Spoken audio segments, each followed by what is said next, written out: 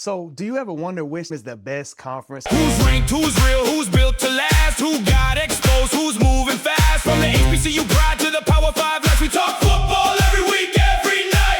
Fans in the stands, drums on go, lights on bright, and the crowd moves slow. Big hits, ball picks, everybody knows. Daniel Roundtree got the football show. I'm Daniel Roundtree. This is the Daniel Roundtree College Football Show. I'm excited that you decided to be here today. Listen, today's a new day. And you know that means it is a good day to talk college football. I appreciate you being here. So first and foremost, I just want to say thank you. And if you like this type of content, you know what to do. Hit that subscribe button, like this video. Let's get right into it. In today's video, we got a good one for you today. We are talking conference rankings. We want to rank them out in top 3. I think when you talk conferences, we got to focus in on the top 4, the Power 4. I'm sorry to the Boise States of the world, the teams like James Madison, the Mountain West, the Conference USA, even the AAC, which has had some amazing, really good teams. We're not going to focus in on y'all today. Today is not y'all day. We'll have another day when we talk best group of 5.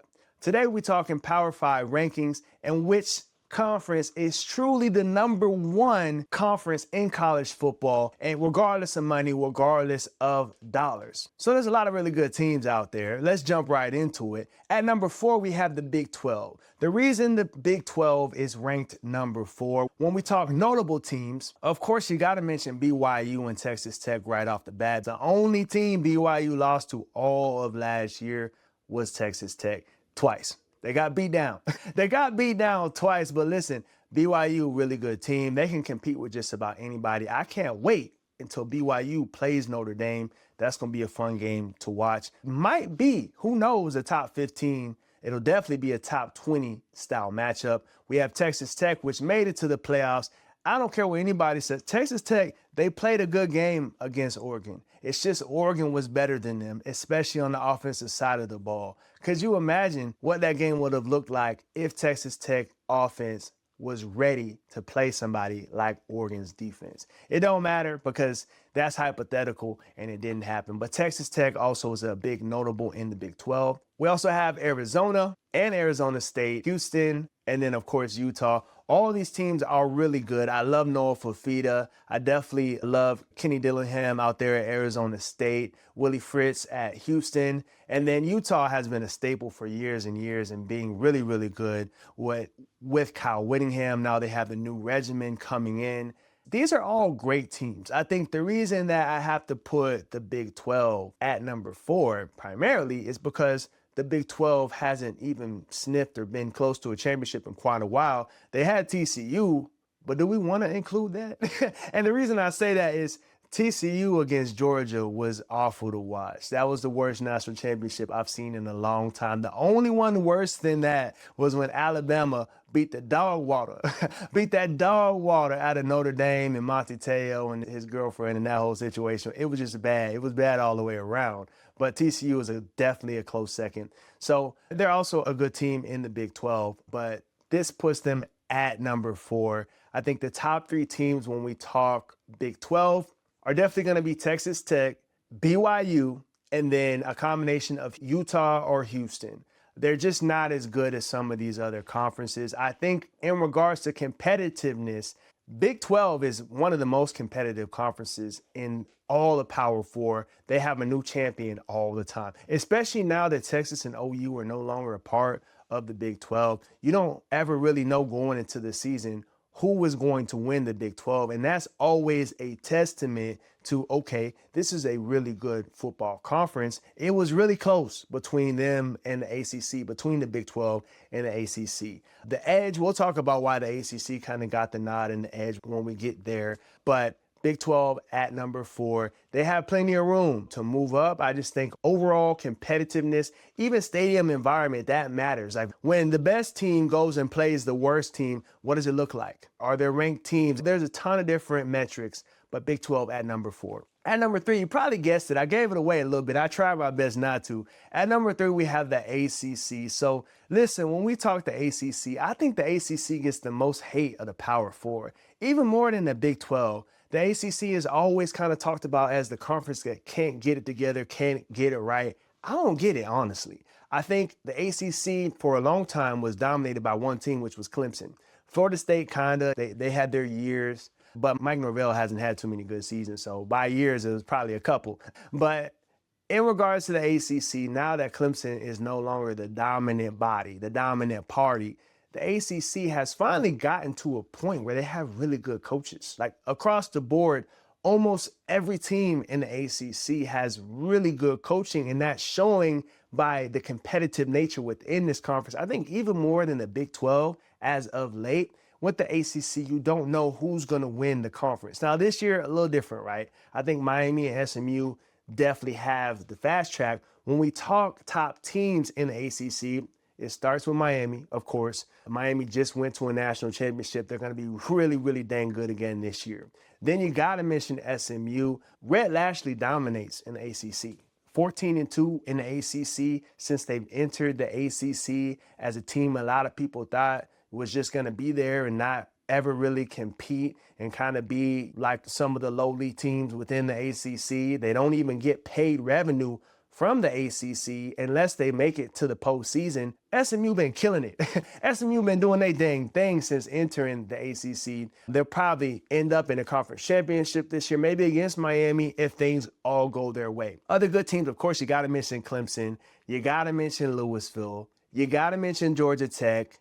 You got to mention Pitt. You got to mention Virginia. And we'll also even put kind of Duke in there. Now, I'll get back to Duke, but let me mention some of these other teams that we talked about already. So when we talk Clemson, listen, Dabo Swinney has been a staple, has been the poster child for the ACC for a really long time. I hate that Dabo Swinney's last couple years haven't gone the way that we're used to seeing. But he's been a little bit squeamish to watch in these last few years, especially in the big games. You saw Clemson kind of just, shot themselves in the foot against LSU to start the season last year. Georgia Tech, it comes down to the wire. They can't get a defensive stop. Georgia Tech wins by field goal. The worst game for me to watch, because I watch as much football as I can. Clemson versus Duke was crazy. There are so many times throughout that game I thought, okay, Clemson's going to kick in here. The experience, the coaching prowess, that's going to kick in here, and Clemson's going to get this stop and hold on to the ball, and the game's over. Nah. Darren Minster and Duke and them boys just kept coming back, kept punching Clemson right back in the mouth. So Clemson, to me, I think they're still a top 3 team in the ACC, but I need to see it. I need Dabo to show that 2018, 2019 Dabo. They used to dominate these teams in the ACC, and he wouldn't lose in the ACC. The only time he would lose would be in the playoffs against teams like the Alabamas of the world or the LSUs. Those days are gone, but Clemson is still a top team in the ACC. Now, Louisville, completely different case. Jeff Brom has been fantastic to watch since coming over from Purdue. His teams just don't have enough talent.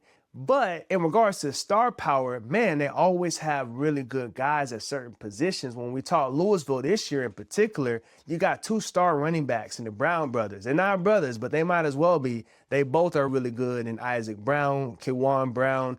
Great football players. I think the thing that's missing from Louisville is having a dynamic quarterback and a defense that's stingy. You don't even got to be top 10. You don't even got to be a defense that's just amazing, but just technically sound. The poster child for all of these different teams that aren't able to get top recruiting talent year after year has to be Indiana. Indiana had a bunch of 3 stars, 4 stars, maybe.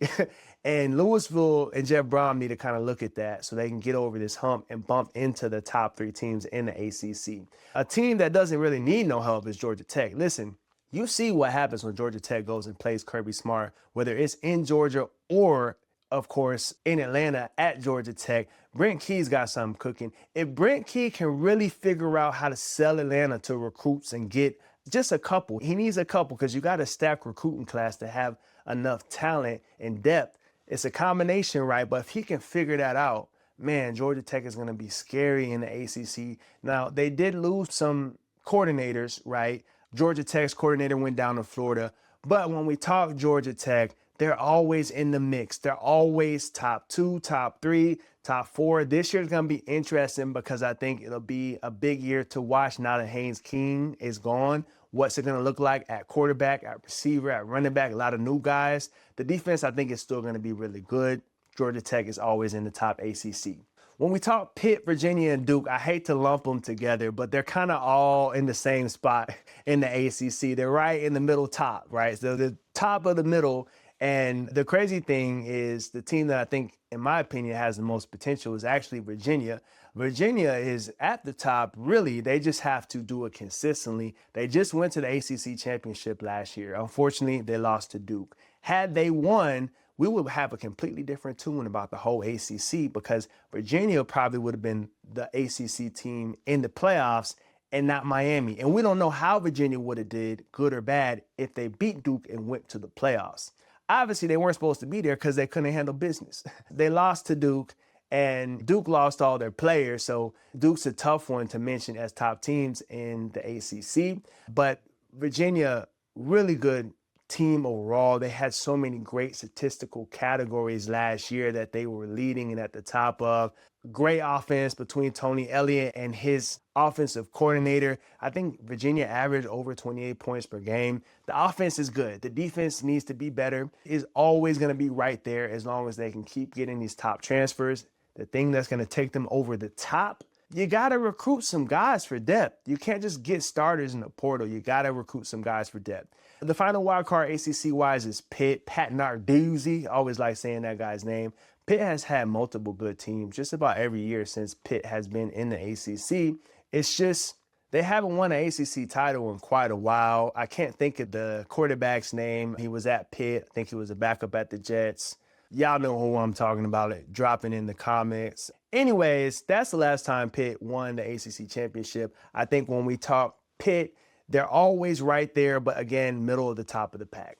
And number 2, well, let's think about it. So there's a big debate on who's number 1, who's number 2. So I had to pause and create just a little bit of suspense because the reason why, let me tell you the real reason why. So the last, I think, 3 or 4 national championships have been decided by the Big Ten or the SEC, but the Big Ten's been winning all of them, right? The last 3 or 4, obviously not last year, was ACC versus Big Ten, but Indiana, Ohio State, Michigan won, and then the year before that, I can't remember, but it's been the Big Ten. However, we always hear SEC dominance. We always hear that the SEC is the best and biggest and baddest conference. Which one is it?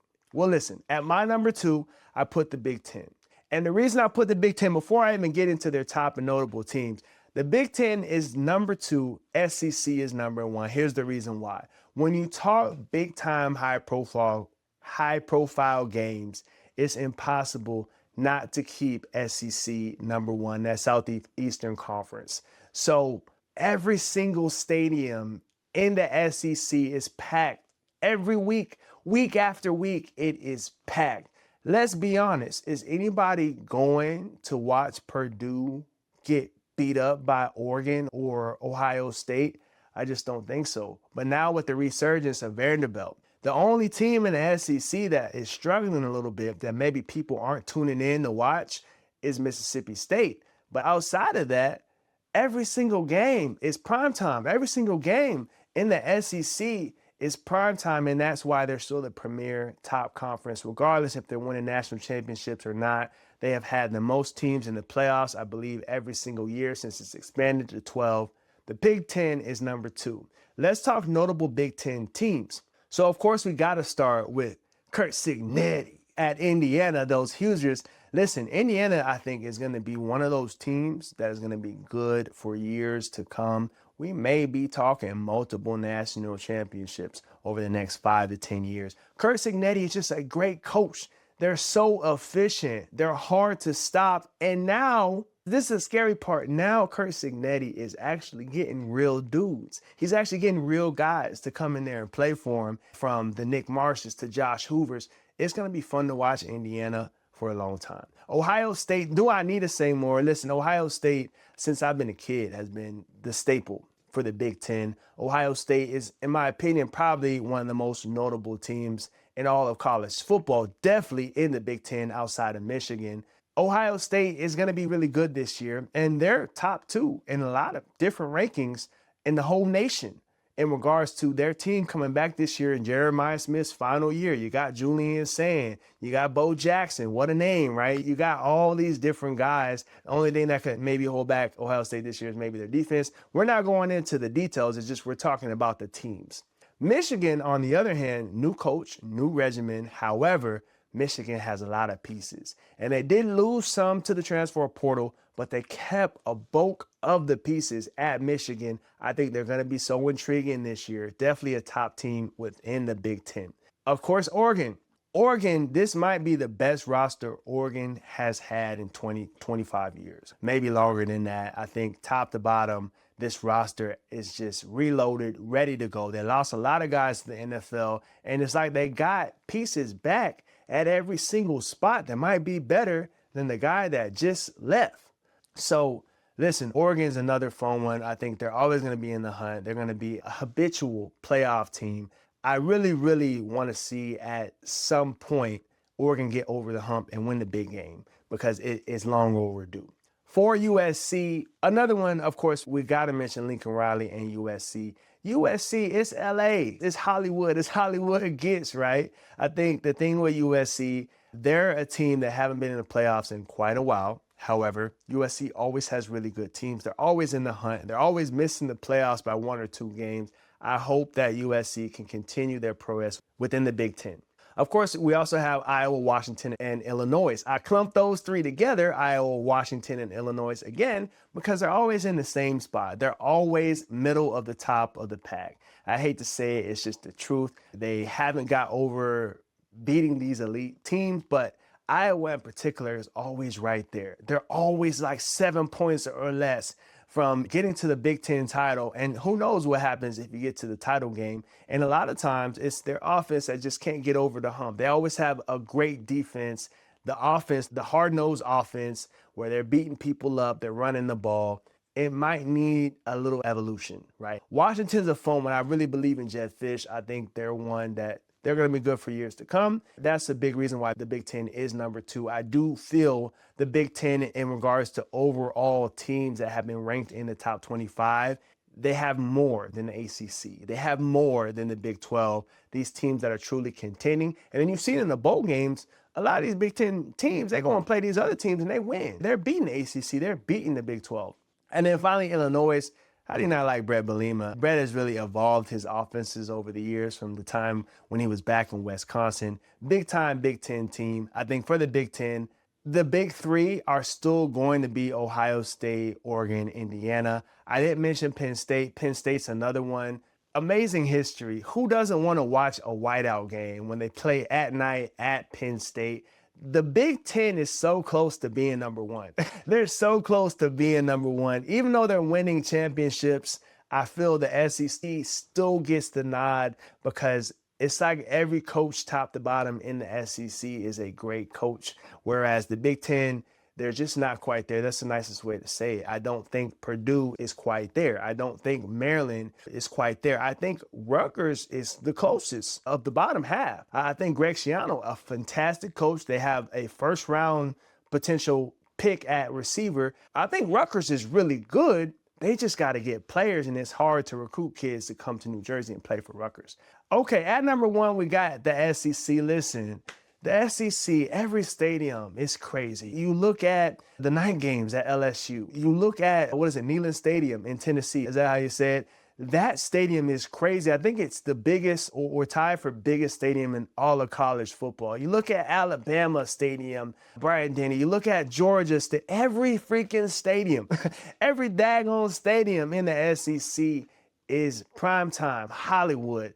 And almost every game, especially now that Vandy is good, is a close game. The top teams, of course, with the big 3, you're going to have Georgia, Texas, Alabama historically. But now we got to also bring in OU. Now we got to talk LSU. LSU just won a championship in 2019. It's not that far away, right? They can come back. Ole Miss, they're new to the party. Ole Miss used to be booty cheeks back in the day as well. Oklahoma, Texas A&M, Missouri, Vandy, there's so many good teams in the SEC, and this is why they're still the number 1 premier conference, because at any given point, more often than not, the SEC is going to have the most teams ranked inside the top 25 of any conference.